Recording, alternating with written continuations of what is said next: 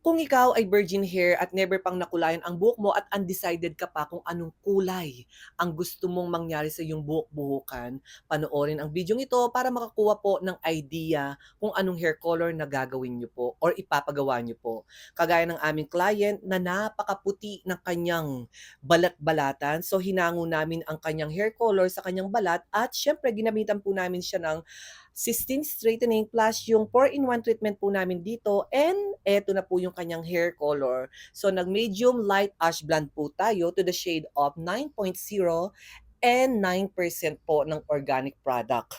And as you can see, ganyan po yung kinalabasan ng virgin hair color na black. Pero hindi po siya nagpa-black. And ayan na po yung kanyang final look for the Tisay-Tisayan look. Ayan, walang filter po yan. Kaya talagang makikita nyo po talaga yung kagandahan po niya. At ayun. Langot niya pa morugo i Coco Martin. Paloma!